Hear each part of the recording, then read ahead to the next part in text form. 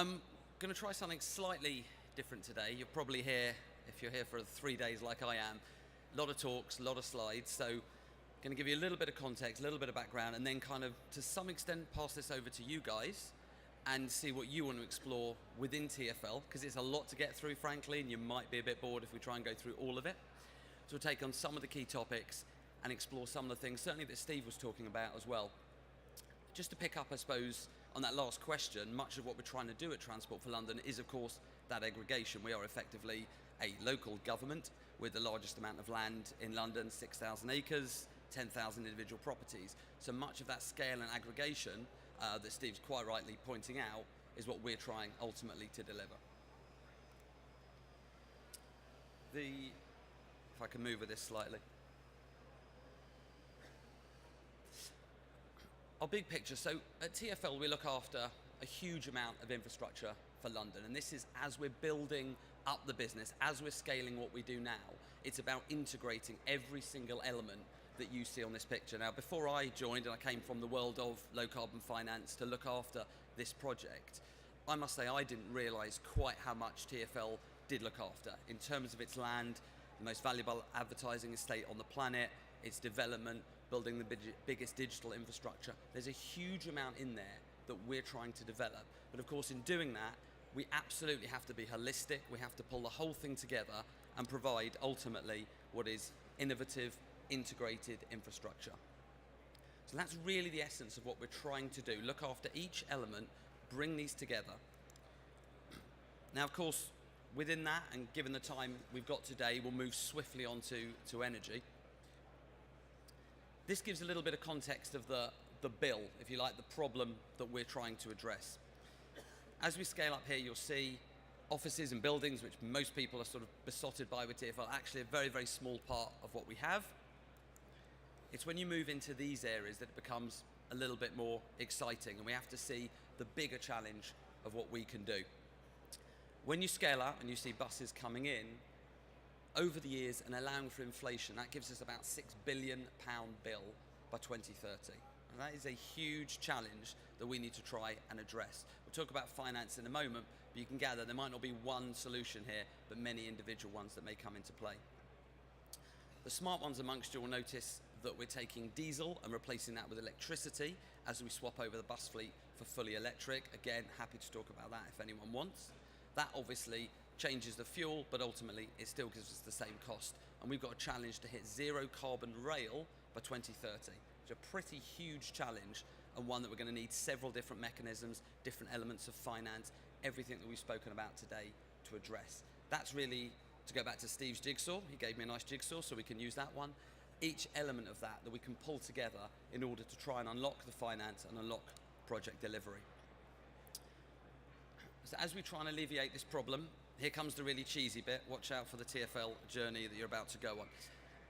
We've taken a look at about 50 plus initiatives that can try and hit that zero carbon rail. We've kind of stepped back, seen all the things that might be relevant, all the things that are relevant to you guys and everyone else in this room, try to model those, prioritize them, pick the winners, and ultimately that gives us this slide. Our 4 focus themes that we go down. Each line that we go down, which obviously has a couple of stops on each, I'll keep working the metaphor. And with everyone, as you'd expect, you've got the trade-offs. You've got financial, environmental, political trade-offs every single time that we have to bring into play. So, in fact, I'm going to stop there. If our mouse works, it does. Right. So rather than me going through all these slides, I thought we can just stop there. It's a home page, so we can go into any one of these topics. Ultimately, finance-wise, we don't know the final solution. As I say, there probably won't be one. I come from that background, so obviously very keen to use some of those existing sources. As Steve mentioned again, there's a huge amount of finance out there. TfL has raised green bonds before. It's something we consider. We obviously have severe borrowing and budgeting constraints. Off-balance sheet, third-party financing is 100% of interest.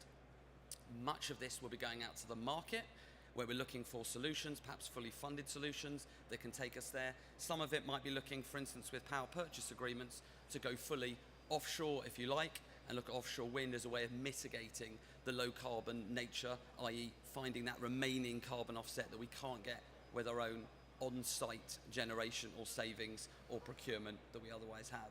But if I sort of leave it at that point, are there particular technical areas, so any of these that people particularly wish to know about that maybe we can go into and look at?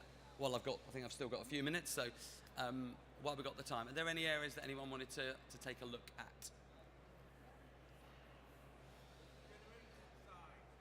On the generation. Oh, yeah. Just about with TfL. I know about the other things are more obvious, but I'm interested in that generation piece that you're doing, particularly the renewables and storage integration bit. That's quite exciting. Sure, absolutely. So let's go in as it slowly loads. So as you noted, splits into two, ultimately. Roughly speaking, that's renewables generation, of which solar tends to sort of massively take over this. We have explored others. We did look at some magnificently phallic coloured wind turbines at the end of every tube line. Exciting, look great, doesn't quite stack up energy-wise. So we're pretty much kind of settled on storage. The big piece of work at the moment, I mentioned the 6,000 acres that we own. I mean, roughly speaking, if you break that down, you've got these three types, right? You've got our rooftops, which is fairly sizable, our land, which is absolutely huge, and then our trackside. Now, trackside is undoubtedly the most challenging one. If anyone in here knows someone that's done this around the world, please do tell me, because I'm desperately trying to find out. At the moment, we're the pioneers, which generally ends up meaning the ones with your arrows in your back. So we're sort of taking these things forward. Very keen to see if we can do trackside, because that has the biggest potential of anything, frankly, and could be taken out around the world. So keen to explore that. We're having a huge amount of work done at the moment. We tendered this last year. AECOM are now taking a look at all of our sites, which as I say may go up to 10,000, probably settle on a few hundred initially that we can take a look at. They are already coming back with sites that we'll then take forward to feasibility and ultimately put into a financing mechanism. That might be some sort of super ESCO, like the Etihad and the Dubai ones that we've seen before. It may not, we don't know that yet, but we're going to explore solar. Just on heat, if you're interested in heat as well and decentralized energy around that, you can see the big headline number, 500 gigawatt hours. Anyone that's traveled on a tube, especially last summer, may have noticed it gets pretty feisty down there. But can we capture that? Can we do something with it? As ever, it's great, everyone knows the problem, but financially, economically, does this stack up? So we're doing a huge amount of work. Politically, this is incredibly popular. It's in the London Environment Strategy, Mayor's Transport Strategy. Everybody wants waste heat. Everyone's always banging on about waste heat. It's very, very hard to get it. Quiz question, where do people think the heat goes from the tube? Where do you think it goes? Out through the vents. But while it's in the tube, before it hits the vents, only a tiny, tiny bit actually comes out through the vents. It's whoever said walls. Someone said walls. So this is what's generating it, mostly mechanical and braking. And this is where it's going. So when I joined, somebody told me a lovely anecdote, which is that if you go just 3 meters into a tube wall, so when you're on a platform and you touch the wall, just 3 meters inside that, you've got 40% higher temperatures in there. It is incredibly hot inside and around the walls. So someone tried drilling in a while ago for geothermal. They misjudged where the drilling was going and nearly hit a central line tube that was passing through the tunnel at that point.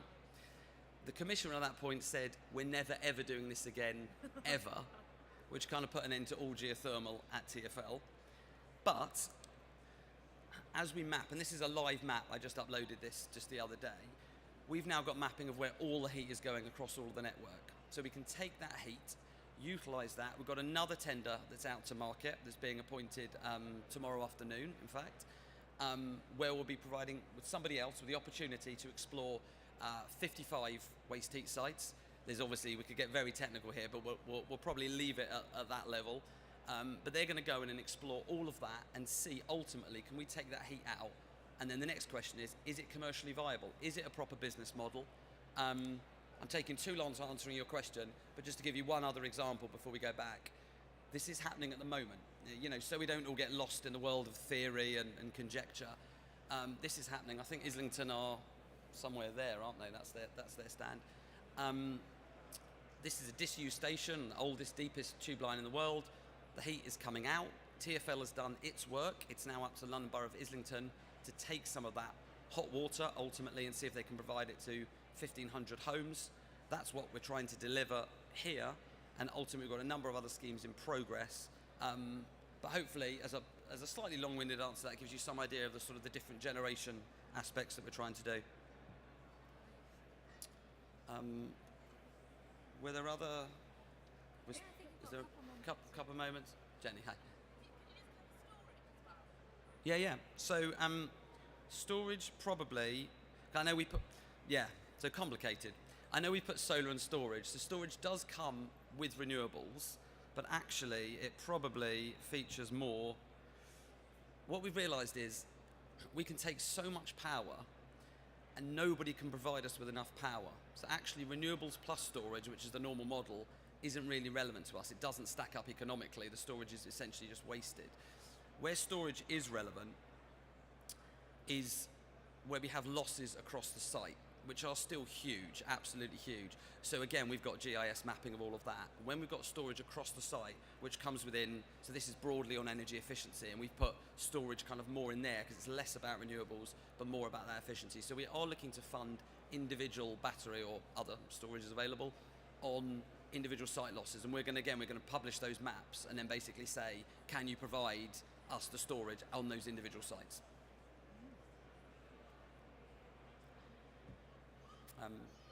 Hi, Ronaldo.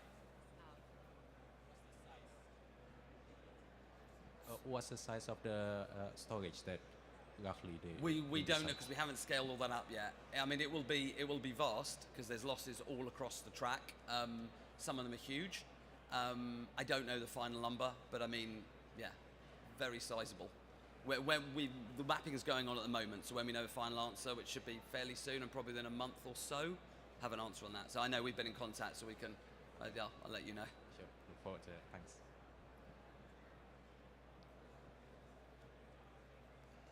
Toby. Private wire. Yeah. So, for those that don't know, does this? Yeah. So our grid map effectively looks like that, which is suspiciously like the tube map, but it's basically exactly the same.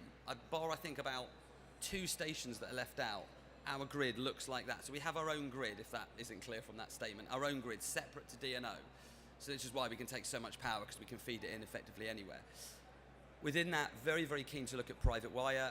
If that isn't clear to anyone, that's directly connecting external power into our estate, which again we can do as long as you're within, let's say, 500 metres of one of those tube lines. That gives you some idea. That's the vast majority of London, less so in the south, but we don't go south of the river anyway, so that's fine.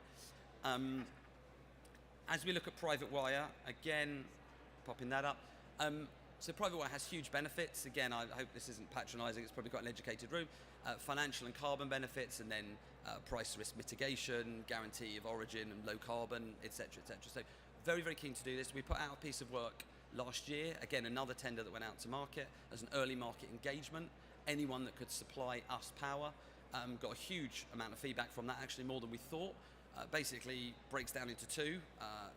The majority of people had large solar farms that they want to ultimately sell us the power. A bunch of others were major energy from waste, where of course they might have power and heat, but just in the power. So that's quite popular, and those names won't surprise you. They're just the big energy from waste guys across London. So all of this is basically going into a procurement strategy that our procurement director is writing at the moment. That's going to go with the PPA work, the power purchase agreement work, and we'll have a procurement strategy which is coming out in about Q3 this year, of which we will then decide ultimately what can we do on site. So that's everything solar and others that I was talking about earlier. What can we then look at private wire, and that's concurrent because we can do both. So we're always keen to take electricity. If anyone has power, we're keen to take it. If I haven't made that clear enough, we'll take it. Pretty shameless like that. And then also, again, what we can't hit, we might have to go offshore or look elsewhere to make up the rest, basically.